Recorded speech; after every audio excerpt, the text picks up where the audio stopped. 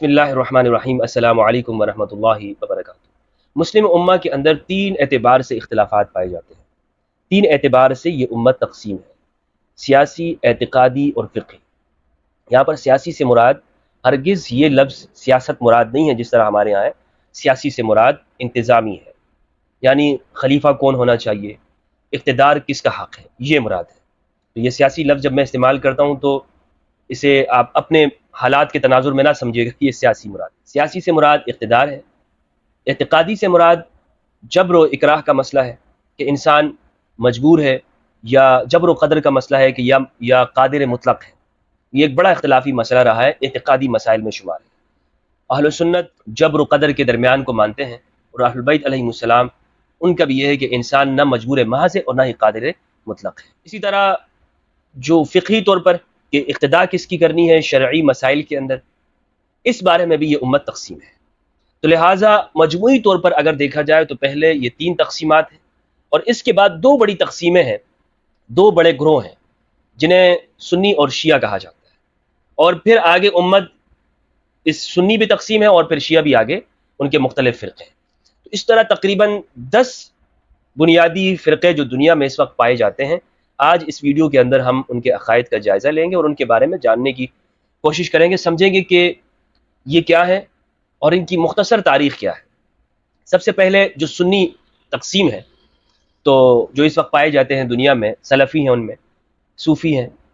हमारे यहाँ बरसग़ीर पाक व हिंद में देवबंदी, बरेलवी, ज़ाहिरिया, इनको अहले हदीस भी आप कह सकते हैं, अल क़ुरआनिया, कुरानिस्ट, इबाज़िया, जो ओमान के अंदर पाए जाते हैं और यमन के कुछ इलाक़ों में, और इसी तरह लीबिया में।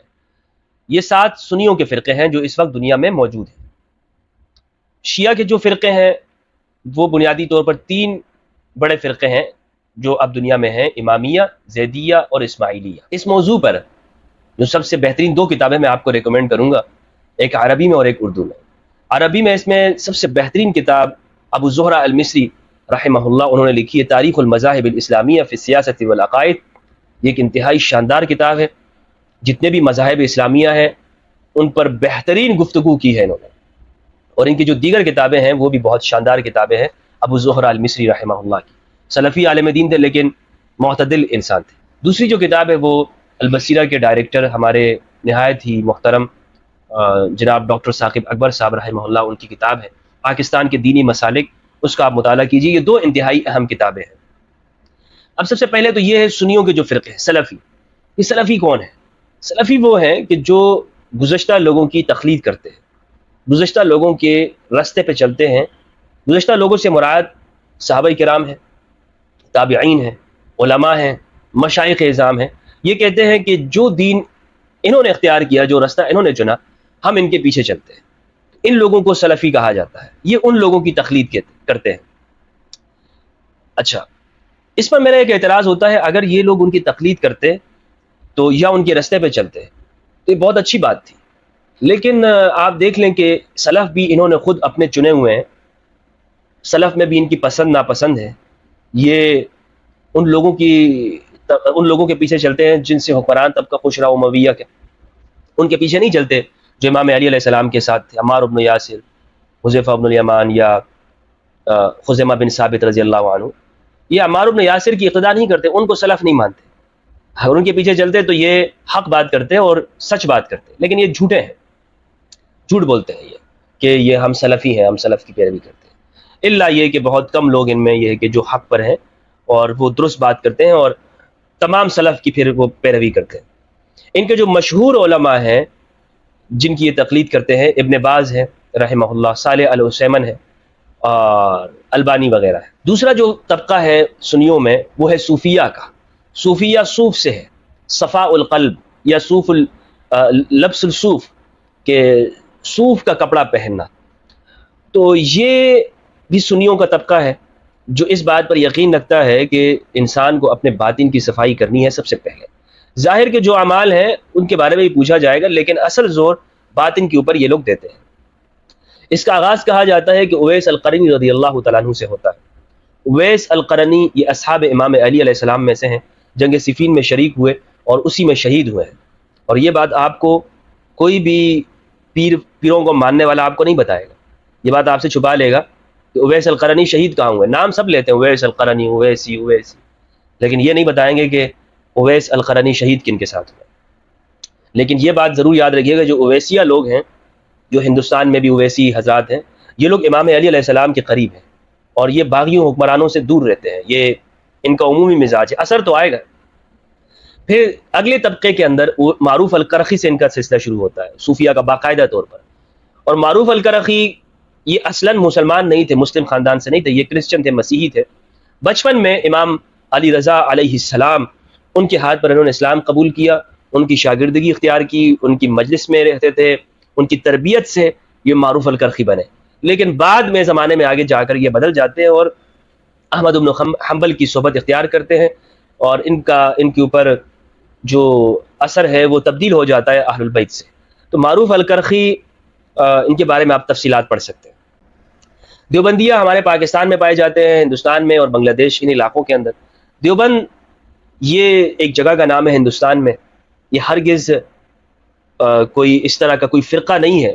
لیکن چونکہ بریلویت کے مقابلے کے اندر اور یہاں ہندوستان پاکستان میں سلفیت سے کٹا ہوا ایک گروہ ہے دیوبندی جماعت، اور ان کے عقائد بہت عمدہ ہیں. ان کے عقائد پہ جو المحنت علی المفند کتاب لکھی ہے مولانا خلیل احمد سہارنپوری رحمہ اللہ نے، بہترین عقائد ہے، توسل کے قائل ہے. آج کل کے کچھ دیوبندی جیسے طارق مسعود صاحب، وہ وہابیت کا اثر ان میں زیادہ ہے. طارق مسعود میں آپ دیکھ لیں کہ المحنت علی المفند کے اندر قبروں سے فیض حاصل کرنے کے بارے میں لکھا ہے. لیکن آج کا دیوبندی آپ کو قبروں سے فیض حاصل کرنے کے بارے میں اس کو شرک کہے گا. یا رسول اللہ، یا غوث، یا علی کو، یا حسین المدد مانگنے کہنے کو وہ شرک کہتا ہے. جبکہ ان کے بڑوں نے وہابیوں کے خلاف کتابیں لکھی ہیں. المحنت علی المفند کے اندر واضح لکھا ہوا ہے کہ محمد بن عبد الوہاب خارجی کے ساتھ ہمارا کوئی تعلق نہیں. ابن عمر کی اثر بھی وہاں پہ لکھی ہے. تو ابن عمر رضی اللہ تعالیٰ عنہ وہ ان کے سلف ہیں. وہ کہتے ہیں کہ خوارج وہ قرآن کی آیتوں کو مسلمانوں کے اوپر فٹ کرتے ہیں. اور آج بھی یاد رکھیے گا کہ جو شخص قرآن مجید کی وہ آیات جو شرک مشرکین کے بارے میں نازل ہوئی ہیں انہیں مسلمانوں پہ فٹ کرتا ہے، یہ شخص خارجی ہے. اس کا اور کوئی، یعنی یہ وہابیت یہی ہے کہ آپ مسلمانوں کے اوپر، مسلمانوں کی اکثریت پہ قرآن کی آیات جو کافروں کے بارے میں نازل ہوئی انہیں فٹ کرتے ہیں. یہ خارجیت اور کیا ہے؟ اسی کو تو کہتے ہیں. اب بات یہ ہے کہ مسلمان کیا شرک کرتے ہیں؟ مسلمانوں کے اوپر آپ ایک دو شخص کو دیکھ کر شرک ضرور کرتے ہوں گے، ان میں ہیں مسلمانوں میں جاہل جہالا شرک کرتے ہیں. لیکن یہ بات کہنا کہ امت مسلمہ کی اکثریت وہ مشرک ہے، یا جو طبقہ یا رسول اللہ، یا غوث، یا علی المدد کہتا ہے وہ مشرک ہے. آپ دیکھ لیں کہ امت کی اجتماعیت، اکثریت وہ یا علی مدد یا حسین مدد کہتی ہے. گن لیجیے آپ پورے دنیا کے مسلمانوں کو. تو جو یہ بات کہتے ہیں کہ جی مسلمانوں کی اکثریت وہ گمراہی پہ جمع نہیں ہو سکتی، دوسری طرف یہ بھی کہتے ہیں کہ یہ شرک ہے. ان کو سوچنا چاہیے. تو دیوبندی جماعت ان کے بڑے اکابرین ہیں، مولانا قاسم نانوتوی رحمہ اللہ، محمود الحسن دیوبندی، رشید احمد گنگوئی، اشرف علی تھانوی وغیرہ. دارالعلوم دیوبند 30 مئی 1866 کے اندر اس کی بنیاد رکھی تھی، اور اس کے بارے میں تفصیلات آپ دیکھ سکتے ہیں. بریلویہ یہ مولانا احمد رضا خان رحمہ اللہ ان کی جانب منسوب ہے، اور جو صوفیہ ہیں وہی جو عرب کے اندر شمار ہوتے ہیں بریلویہ کے وہی عقائد ہیں. اور یعنی ان کے ہاں زیادہ طور پر علم الغیب کے قائل ہیں، نبی صلی اللہ علیہ وآلہ وسلم کے لیے اختیار کل مانتے ہیں، نور مانتے ہیں، خیر اللہ سے استمداد اور استعانت کے قائل ہیں. عمدہ عقائد ہیں ان کے. بریلویوں کے عقائد جو ہیں عمدہ ہیں، اور خاص طور پر یہ جو عقائد ہیں نبی صلی اللہ علیہ وآلہ وسلم کی تعظیم کے حوالے سے بہت بہترین ہیں. یعنی مسلمانوں کے اندر خاص طور پر بر صغیر میں جو نبی صلی اللہ علیہ وآلہ وسلم کی محبت اور آپ کے حوالے سے مسلمانوں میں حساسیت وہ پائی جاتی ہے، تو اس میں اعلیٰ حضرت مولانا احمد رضا خان بریلی رحمہ اللہ کا بہت بڑا کردار ہے. آپ کی شاعری کا، آپ کے نثر کا، جو آپ نے کتابیں لکھی، بڑا کردار ہے. اگرچہ ان کی فتاووں کے اندر بعض میں تشدد پایا جاتا ہے، اگر وہ نہ ہوتا تو یہ بہت بہت عظیم کام کر چکے ہوتے. لیکن انہوں نے جو تکفیر کی ہے مسلمانوں کی، اس نے بہت نقصان دیا. 5ویں نمبر پہ اہل سنت میں وہ ہے الظاہریہ. ظاہریہ اسے کہتے ہیں کہ جو نص بالکل ظاہر ہو قرآن و سنت کی اس کو ہم لیں گے، اور جو چیز ظاہر نہیں ہے اس کو ہم نہیں لیں گے. مثلا ایک مسئلے میں قرآن کی آیت بالکل واضح ہے تو اب کسی کا موقف نہیں چلے گا. جو بات قرآن کی آیت سے معلوم ہو رہی ہے اس کے واضح لفظ سے، وہی ہمارا عقیدہ اور ایمان ہوگا. اسی طرح حدیث آ گئی، صحیح حدیث، اس کو ہم لیں گے. جبکہ چاہے اس کے مقابلے میں کتنے ہی بڑے شخص کا، معتبر شخص کا کوئی قول موجود ہو، اس کو یہ نہیں لیتے۔ اس کو شروع کرنے والے وہ داؤد ظاہری رحمہ اللہ ہیں، پھر ابن حزم نے اسے اور مزید عروج دیا۔ متاخرین میں بعد میں جا کر ہمارے مشائخ میں سے، جن کو میں اپنا روحانی استاد اور مربی مانتا ہوں، احمد بن صدیق الغماری رحمہ اللہ، وہ اس طریقے پر تھے۔ بعض علماء نے لکھا ہے کہ غماریہ وہ اسی طریقے کے اوپر تھے، ظاہریہ میں سے۔ ظاہریہ اور سلفیہ میں کیا فرق ہے؟ بہت بڑا فرق ہے۔ سلفیہ وہ کہتے ہیں کہ جو گزشتہ زمانے کے جو اشخاص تھے ان کی پیروی کرتے ہیں۔ ظاہریہ یہ کہتے ہیں کہ جو قرآن کی نص یا حدیث ظاہر میں معلوم ہے اس کی، اور اس کی اتباع کرنی چاہیے، قرآن مجید کی اور نبی صلی اللہ علیہ وآلہ وسلم کی سنت کی جو معلوم ہو۔ اور باقی اشخاص یعنی اہل سنت کے اصول کے مطابق اشخاص تو وہ کوئی معصوم نہیں ہے۔ تو اس لیے ظاہریہ اگر آپ دیکھیں تو مجھے اہل سنت کے اندر حق کے زیادہ قریب نظر آتے ہیں، ظاہریہ۔ اسی طرح اس کے بعد ہے قرآنیہ۔ قرآنیہ یہ دراصل قرآنسٹ ہیں، اور یہ کہتے ہیں کہ صرف قرآن ہی ماخذ شریعت ہے، حجت ہے، اس کے علاوہ جتنی بھی احادیث ہیں وہ ماخذ شریعت اور حجت نہیں ہے۔ روایات کو یہ لوگ حجت نہیں مانتے ہیں۔ یہ لوگ سر سید احمد خان کے متبعین ہیں۔ بعد میں عبداللہ چکرالیوی نے اس کی دعوت کو آگے بڑھایا، اور پھر غلام احمد پرویز نے اس کے اندر تیزی ڈال دی، اور ایک منظم صورت کے اندر القرآنیہ کو ایک کتابی طور پر اسے مضبوط کر دیا غلام احمد پرویز نے، اور بہت کتابیں لکھی ہیں، تفاسیر پہ لکھی ہیں، لغات پہ لکھی ہیں، اور اگر ان کا مطالعہ کیا جائے تو اس میں بہت کچھ چیزیں عمدہ بھی ہیں اور کچھ غیر عمدہ چیزیں بھی ہیں۔ عرب میں یہ فکر، یہ قرآنسٹ ہونے کی یہ پائی جاتی ہے، اور عرب میں اس وقت میں یہ موجود ہیں قرآنیین۔ اس میں شیخ شلتوت کا ایک بڑا نام آتا ہے۔ بعض لوگوں نے کہا ہے کہ مفتی محمد عبدہ رحمہ اللہ وہ بھی قرآنسٹ تھے، لیکن مجھے بہرحال اس چیز کے اوپر کوئی خاطر خواہ اطمینان نہیں ہے، کیونکہ نہج البلاغہ کی جو شرح انہوں نے کی ہے تو اس میں حدیث سے استدلال کیا انہوں نے، مفتی محمد عبدہ رحمہ اللہ نے۔ تو اگر آپ نے وہ نہج البلاغہ کی شرح پڑھی عربی میں تو آپ کو معلوم ہوگا کہ یہ شخص محبان اہل البیت میں سے ہے۔ عرب میں جو قرآنسٹ ہیں ان میں بعض نواسب ہیں اور بعض بلکہ اکثر محبان اہل البیت ہیں۔ یہ عجیب سی بات ہے کہ عرب کے جو قرآنسٹ ہیں وہ آپ کو بنو امیہ کے خلاف نظر آئیں گے۔ دکتور شحرور، آپ بڑا نام ہے قرآنسٹ کا عرب میں، دکتور شحرور بنو امیہ کے تکفیر کے قائل ہے، بنو امیہ کو وہ مسلمان ہی نہیں سمجھتے۔ لیکن آپ پاکستان اور ہندوستان میں قرآنیین کی طرف آئے کہ یہاں کے قرآنیین وہ نواسب ہیں، ان کی ہمدردیاں وہ ناصبیوں کے ساتھ ہیں، اور وہ امام علی علیہ السلام کے خلاف ہیں، بلکہ غلطیاں نکالتے ہیں، تنقید کرتے ہیں۔ تو کیونکہ یہاں پر تو سب دو نمبر چیزیں ہیں، قرآنیین بھی یہاں پر اوریجنل نہیں ہے کہ جو قرآن مجید سے استدلال کرتے ہیں، بلکہ صرف قرآن سے استدلال کر رہے ہیں۔ تو امام زید علیہ السلام کو بھی اس معنی میں حلیف القرآن کہا جاتا ہے کہ وہ ہر مسئلے میں قرآن سے استدلال کیا کرتے تھے۔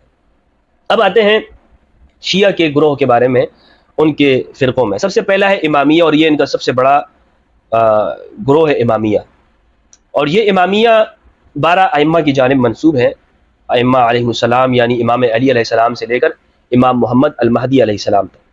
ان کا عقیدہ یہ ہے کہ ائمہ معصوم ہوتے ہیں اور دین ان سے لینا ہے۔ اہل السنت صحابہ سے دین لیتے ہیں، اور جبکہ امامیہ اہل البیت سے دین لیتے ہیں۔ یہ ایک بہت بڑا فرق ہے سنیوں میں اور امامیہ کے اندر۔ دوسرا ہے ان میں اسماعیلیہ۔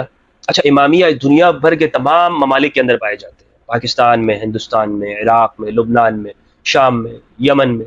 یمن میں کم ہے، یمن میں زیدیہ زیادہ ہیں، لیکن بہرحال پھر بھی پائے جاتے ہیں، اور ابھی کچھ لوگ زیدیوں میں بھی وہ امامیہ ہوئے ہیں۔ دوسرا گروہ ہے زیدیہ کا۔ زیدیہ کون ہے؟ زیدیہ وہ لوگ ہیں جو زید بن علی بن الحسین بن علی بن ابی طالب علیہ السلام ان کے اتباع ہیں اور پیروکار ہیں۔ امام زین العابدین علیہ السلام کے 2 صاحبزادے ہیں، امام محمد الباقر بڑے صاحبزادے، اور چھوٹے صاحبزادے ہیں امام زید علیہ السلام۔ تو امامیہ تو امام محمد الباقر، پھر امام جعفر الصادق، موسیٰ الکاظم، علی رضا، ان کی اتباع کرتے ہیں، پیروی کرتے ہیں۔ جبکہ زیدیہ امام علی بن الحسین سید سجاد کے بعد امام مانتے ہیں امام زید علیہ السلام کو۔ امام محمد الباقر ان کو بھی امام مانتے ہیں، لیکن پھر آگے ان کی جو اولاد آگے زید سے ہے ان کو ان کی اتباع اور پیروی کرتے ہیں۔ یہ یاد رہے یہ بات کہ زیدیہ اصول میں ہوتے ہیں، ان کے کچھ اصول ہیں۔ فروع میں ایک شخص زیدی، وہ ضروری نہیں ہے کہ وہ زیدی ہو، یعنی فروع میں وہ حنفی بھی ہو سکتا ہے، شافی بھی ہو سکتا ہے، نماز وہ کسی بھی طریقے پہ پڑھے، اور لیکن جو فقہ امام زید علیہ السلام ہے وہ مرتب ہے، ایسا نہیں کہ وہ فقہ مرتب نہیں ہے۔ لیکن کہنے کا مقصد یہ کہ ان کے اندر بنیادی طور پر 4-5 اصول ہیں.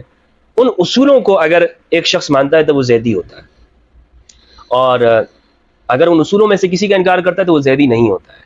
اس لیے یمن کے اندر زیدیہ و شافعی بھی ہیں اور حنفی بھی ان کے اندر پائے جاتے ہیں، اور بلکہ امام ابو حنیفہ کی جو فقہ ہے وہ یمن کے مدارس کے اندر پڑھائی جاتی ہے، اور مسند امام اعظم رحمہ اللہ اسے باقاعدہ طور پر زیدیہ اپنے مدارس میں پڑھاتے ہیں. تیسرا گروہ شیعہ میں سے ہے اسماعیلیہ. یہ بھی دنیا کے اکثر ممالک کے اندر یہ پائے جاتے ہیں، اور ہمارے ہاں آج کل یہ آغا خانی کے نام سے یہ مشہور ہیں، لیکن انہیں اسماعیلیہ کہا جاتا ہے. باطنیہ بھی انہیں کہا جاتا ہے، کیونکہ یہ قرآن کے باطن کے اوپر یہ کہتے ہیں کہ دین کے باطن پر عمل کرتے ہیں، اور جو مسالے ہیں یعنی شریعت کے مسالے ہوتی ہیں، ایک ہے نا نماز پڑھنا اور ایک ہے نماز کا جو فائدہ. تو یہ کہتے ہیں کہ اگر فائدہ نہیں ہے تو اصل چیز کا کوئی مقصد نہیں ہوتا. تو اس کے باطن کے اوپر اس لیے ان کو باطنیہ بھی کہا گیا ہے. کرامتہ بھی انہیں کہا گیا ہے تاریخی کتابوں میں اگر آپ پڑھیں گے. اور انہوں نے فاطمیین مصر وہ اسماعیلیہ ہی تھے، اور دنیا کے اندر یہ جو اسماعیلیہ ہیں یہ چونکہ ان کا ایک بڑا کردار رہا ہے، بڑی حکومت رہی ہے مسلمانوں کے اندر. جو فاطمیین مصر ہیں علم کے ساتھ بڑا شغف تھا ان کا. دنیا کا سب سے بڑا کتب خانہ وہ فاطمیین مصر نے بنایا تھا، اور جامعۃ الازہر یہ بھی فاطمیین نے قائم کیا تھا. اسماعیلیہ نے الازہر سیدہ زہرا علیہ السلام کی جانب منسوب ہے الازہر. امام جعفر صادق علیہ السلام کے جو بڑے فرزند ہیں اسماعیل ابن جعفر، ان میں سلسلہ امامت کو مانتے ہیں، جبکہ جو امامیہ اثنا عشریہ ہیں وہ امام جعفر صادق علیہ السلام کے جو صاحبزادے ہیں امام موسیٰ ابن جعفر علیہ السلام، ان میں امامت کو مانتے ہیں. اس لیے ان دونوں کے اندر یہ فرق ہے. لیکن امام جعفر صادق علیہ السلام تک دونوں ایک ہیں، اس سے آگے نیچے ان میں فرق پڑتا ہے. تو یہ ہے وہ 10 فرقے کہ جو آج مسلمانوں کے پائے جاتے ہیں دنیا بھر کے اندر، اور مسلمان ان کے اندر تقسیم ہے. بات یہ ہے کہ اصل حقیقت وہ قرآن کے ساتھ اور اہل البیت کے ساتھ ہے. اگر کوئی شخص وہ قرآن اور اہل البیت سے الگ ہے، اور اس کا کتنا بڑا نام کیوں نہ ہو، تو میں سمجھتا ہوں کہ اسے اپنی اصلاح کرنی چاہیے. ہم سے اللہ سبحانہ و تعالیٰ یہی پوچھیں گے کہ نبی صلی اللہ علیہ وآلہ وسلم نے تمہیں جو وصیت کی تھی قرآن اور اہل البیت کی، کیا اس کی تم نے پیروی کی ہے کہ نہیں کی ہے؟ اللہ سبحانہ و تعالیٰ سے دعا ہے کہ پروردگار ہم سب کو قرآن مجید میں تدبر کرنے اور اہل البیت علیہ السلام کی معرفت عطا فرمائے. السلام علیکم ورحمۃ اللہ وبرکاتہ.